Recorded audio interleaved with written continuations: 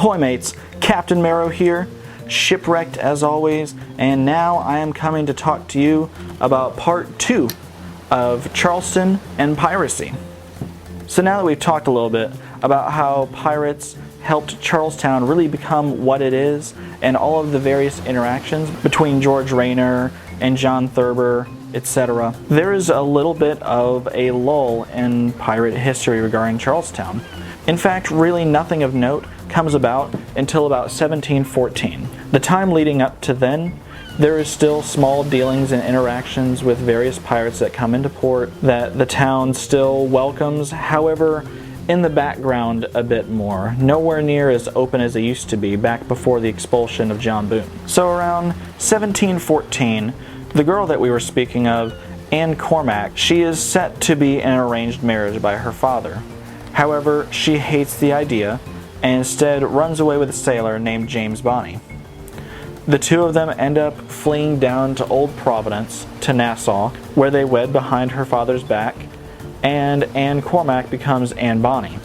That's right, Anne Bonny grew up in Charleston. Now, Anne Bonny would decide that James Bonny was a bit not as exciting as she would hope for, and eventually by the time 1718 rolls around, she has joined Calico Jack Rackham's crew, where she ends up making a name for herself down in the Caribbean. Now, 1717, Stede Bonnet, the man we mentioned last, the man from Barbados, he decides to become a pirate. Not out of necessity, just one day he says, you know what, I'm going to be a pirate. However, in very un-pirate-like fashion, he does not take his own ship from someone else. He has his commissioned. He has it built in Barbados. He names it the Revenge, and he decides to just go out and be a pirate one day. Many people claim that he had a midlife crisis. Some say he was willing to do anything to get away from his nagging wife. So, after he takes his crew out of Barbados and they begin pirating around, he actually pays them a weekly wage, something else unheard of on board a pirate ship. And according to all accounts, he was very fair, very nice to his men, and according to other accounts, the man had no idea what he was doing. However, it is cited that he adored Blackbeard. Blackbeard, aka Edward Teach, had already been making a name for himself around the Caribbean, and his tales of adventure had enthralled Stede Bonnet. Stede Bonnet looked up to the man. 1718, probably the most important year in piracy for Charlestown. By this point in time, Blackbeard has taken Stede Bonnet under his wing. The two sail together, and Blackbeard teaches them along the way. In time, Blackbeard decides that it is time for he and his crew to head up to Charlestown. You see, many of his crew had been afflicted by STDs with the various sexual encounters that they had with various women in various port towns, and they desperately needed medicine. So together, Blackbeard and Stede Bonnet headed out of the Caribbean, up along the coast of Florida, and eventually to Charlestown. Now, along the way, Blackbeard stops at the northernmost of the Florida Keys, a place now known as Caesar's Rock, to pick up a man known as Black Caesar. Black Caesar was a West African slave who had ended up escaping sometime prior, made a name for himself, and called the northernmost of the Keys as his hideout. Blackbeard had heard of the man and decided to try to recruit him, saying, hey, we're about to go up to Charlestown. You seem like a cool dude. You want to come along? Black Caesar agreed, and these three famous pirates all traveled together up to Charlestown. Next up, in 1718, late spring, before Blackbeard and his crew can make it there, Charles Vane appears on the scene and raids a few merchant vessels. After Charles Vane leaves, before much can really be done about it, Blackbeard, Stede Bonnet, and Black Caesar all show up together to Charlestown's harbor. For an entire week, Blackbeard sieges the town. He holds prominent hostages and threatens to level the town with cannon fire if his ship does not get the medicine requested. In time, Charlestown caves. Blackbeard is given a 400-pound chest worth of medicine, and he returns the held hostage nobles, however without their clothes. With that, Blackbeard and crew leave Charlestown Harbor. The event as a whole pretty much humiliates Charlestown and kind of makes a name for it out on the seas, that Charlestown is one of those towns that caves to pirates' demands, and that what they have is quote-unquote good for the taking. This leads Charlestown to contact England and explain what happened and beg for Navy assistance. And this is what leads William Rhett to arrive on the scene about. Next up, 1718, early July. At this point, Stede Bonnet adopts an alias as Captain Thomas, and he renames his ship the Royal James in the aftermath of what happened in Charlestown. 1718, August. Charles Vane, after hearing the news, returns to Charlestown. This time, he steals a total of 8 ships, including an African slave ship containing 90 slaves. Infuriated, the merchants of Charlestown outfitted 2 sloops under William Rhett to go hunt down Charles Vane. After the sloops set out, William Rhett, however, was unable to catch Charles Vane, but did accidentally find poor Stede Bonnet, who had ran aground in the Cape Fear River, not too far up the Carolina coast. The battle went poorly for Stede Bonnet, and he threatened to blow himself, the ship, and the crew up before capture. However, his crew members stopped him from doing so. In the aftermath, 49 surviving pirates, including Stede Bonnet himself, were brought back to Charlestown, and they were thrown in the dungeon of which can still be visited today on 122 East Bay Street. I've been there before, and I gotta say, it was a pretty cool place. I even have a few friends that work there. 1718, August still, and Stede Bonnet is not imprisoned in the dungeon. His reputation as the gentleman pirate, as well as his overall charisma, leads him to not be imprisoned with the rest of his crew in the dungeon. Instead, he is able to stay in Nathaniel Partridge's mansion instead. The story goes that they had things in common, such as membership in the same church back in Barbados. However, people assumed that this was less about common interests and more keeping Stede Bonnet away from his crew to stop them from trying to hatch any type of escape plans. However, still within the mansion, Stede Bonnet still came up with a plan. He somehow managed to escape dressed as a woman, along with 2 slaves, and via canoe made his way over to Sullivan's Island trying to escape. You see, Stede Bonnet had a glimmer of hope. He had heard of another pirate, a man named Christopher Moody, somewhere further up the northern coast, and that at some point in time, Christopher Moody would be making his way south soon. Stede Bonnet actually successfully stayed out camping on Sullivan's Island for 2 weeks with his spyglass affixed to the horizon, hoping that Christopher Moody would show up at any time to save him. However, William Rhett would eventually find him, and he would be re-imprisoned in the dungeon along with the rest of his crew. Stede Bonnet tried repeatedly to gain a pardon from Robert Johnson, however, it was to no success. He remained imprisoned. Now we're at 1718, October. Christopher Moody. He'd been making a name for himself along the Virginia coast. And along the coast, he captures a ship named the Minerva. Word eventually comes to Charlestown that Moody would be making his way south soon. The insider knowledge that Stede Bonnet had already known prior. And that Moody would be a force to be reckoned with 50 guns and 200 men. Governor Robert Johnson immediately began making plans for the capture of Christopher Moody as well. He sent out merchant vessels armed with trained men and cannons to pose as helpless ships out in Charlestown harbor.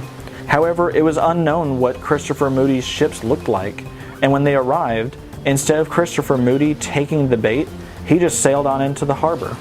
His first stop was at the Charlestown docks, where 2 unscrupulous individuals pretty much told him that, hey, there's a trap set for you. Moody took the advice and he sailed away. Charlestown basically didn't know when Christopher Moody showed up and when he left. Which leads us to the following day. A pirate captain, now known as Poor Richard Worley. He shows up in Charlestown, hearing that, of course, Charlestown is ripe for the taking. And he sees 2 juicy looking merchant vessels sitting right out there in the Charlestown harbor. And not knowing that he was falling into someone else's trap, he took the bait. Richard Worley and his crew were devastated. They had no idea what they were picking a fight with, and they were pretty much defeated. After they found out that they had gotten the wrong pirate, they pretty much took all the men, Worley included, down to White Point Gardens, where they were all hung before they could perish to their wounds or spread infection to the town. They were not even in prison like Stede Bonnet and his crew currently were. And Robert Johnson was incredibly disappointed that he had not captured Christopher Moody as intended. Next up, October 1718, 3 days later, Moody captures a merchant vessel down the Caribbean that's bound for Charlestown. The lives of everyone on board were spared, however the cargo was taken, and he sent them back to Charlestown to tell Robert Johnson that Christopher Moody was alive and well in the Caribbean, to pretty much further infuriate the governor. Next up, that brings us to 1718, the 10th of December. And this is when Stede Bonnet and his crew are all hung down at White Point Gardens. RIP. Now, White Point was a stretch of oyster-covered shoals. However, nowadays, White Point Garden can still be visited. However, this is actually above where Stede Bonnet and his crew were hung. You see, since that time, they built up the ground and created the battery in downtown Charleston. The area filled in was Old White Point, where the pirates were hung. Nowadays, when you visit White Point Gardens, you can see a plaque for Stede Bonnet. The pirates' bodies would remain hung up for 4 days, alerting all that piracy was no longer welcome in Charlestown. However, the sea breeze blew past the bodies and brought the stench of decay into the town, and after 4 days, they had to be taken down and be dealt with. The bodies, after they were chopped down, were chucked into Vanderhorst Creek. Now, the creek was kind of a back smuggler's entrance into Charlestown that not many knew about, and by doing this, they created sort of a pirate mass grave. By now, the creek has been filled in, has been paved over, and is current-day Water Street. So to any of you who live on Water Street downtown Charleston, right in front of your house is probably a pirate mass grave about 20 feet down. So if you're superstitious or anything, I guess have fun with that. And with that, that pretty much draws Charlestown's history with piracy to a close. There's one small thing that pops up past that point, but for the most part, that is the end of Charlestown's history with pirates. The final tidbit being in 1740, a double-tenant house is built for French Huguenot merchant Alexander Perrineau, like the Pink House built with Bermuda stone, however with a brick foundation. In time, however, it was believed that the house was a refuge for smugglers, and that below the house a tunnel led out to the waterfront. Supposedly, if the tunnel did exist, it has already been destroyed and filled in with the construction of Charleston sewer systems. Today, the building still stands and can still be visited at 141 Church Street, and is still known as the Pirate House in Charleston, and is adorned with a rusted anchor. Now, a lot of people think that this is a myth or a legend, as the same myth pops up in plenty of port towns all around the coast. A pirate house where smugglers were able to move stuff in and out of the water. It's not to say that they didn't exist, and it's not to say that the Charleston Pirate House was not used for that purpose. Just that there are skeptics because of how popular the story is and how many times it has popped up in so many port towns. But for the sake of imagination and for the love of piracy, and if you like piracy, it's fun to believe. So, in summary, Charleston has interacted with George Rayner, John Thurber, Stede Bonnet, Anne Bonny, Charles Vane, Blackbeard, Black Caesar, Christopher Moody, and Richard Worley, as well as all the other various pirates that came into and out of port, especially back in Charleston's early days. A lot of the pirates didn't really make a big name for themselves like all these other icons that I just listed, but they were still a part of Charleston's history, named in the history books or not. But to this day, Charleston, again, doesn't really want to capitalize on its pirate heritage and doesn't seem proud about the fact that those things happened. Now, keep in mind that back during those days, pirates were basically the equivalent of terrorists. And once it was all wrapped up and done, everyone was pretty happy about it. Nowadays, when we look at Charleston, we try to think about its pirate past. I mean, we are looking through it with rose-tinted glasses, with the concept that pirates are cool characters, that we rooted for them. They were the free people of the sea, but again, back in that time, they were to be feared. They were, again, seafaring terrorists. So to an extent, it makes sense why Charleston doesn't want to be associated with them and wants to forget about them as part of their past. But now that we're past the 1900s and Hollywood has blown the portrayal of pirates out of the water, everyone has their own conceptions of what they should and shouldn't be. People fantasize about them. We have blockbuster movies, video games, board games. We have rum brands that promote piracy through images. And when people who are fans of that type of thing go digging into the history and they find that Charleston has a lot of pirate history, it's a little bit of a letdown that there's not really much in Charleston.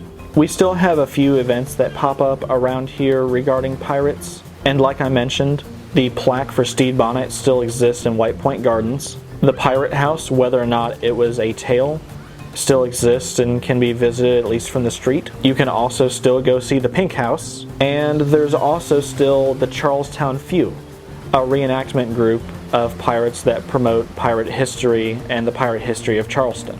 So in closing, Charleston has a very rich pirate past, way more than you see on the surface, and honestly way more than just Blackbeard was here. We have a lot going on, and I wish more people knew about this type of thing, so hopefully my video is able to describe a few things to you that you were unaware of, especially if you were a Charleston resident, or hell, even a South Carolinian in general. So what are your takes on this? Do you happen to know anything that I didn't mention in this video? If so, I am totally down for hearing about it. Drop a comment down below. Or, in fact, if you just live in the area, in the Charleston area, or even South Carolina, go ahead and give yourself a shout out. One of your largest cities has a lot of pirate history. And for those of you living on Water Street, have you seen any pirate ghosts? If so, drop a comment. Until next time, I'm Captain Marrow. Cheers everyone, and embrace your inner pirate. Stede Bonnet adopts an alien.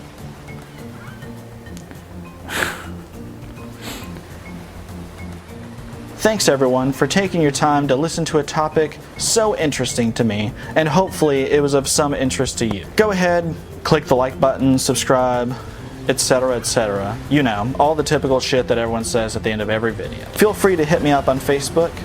I have a page there, as well as I also admin a group, Hoist the Colors, if you're into stuff such as memes, a place to post links, etc.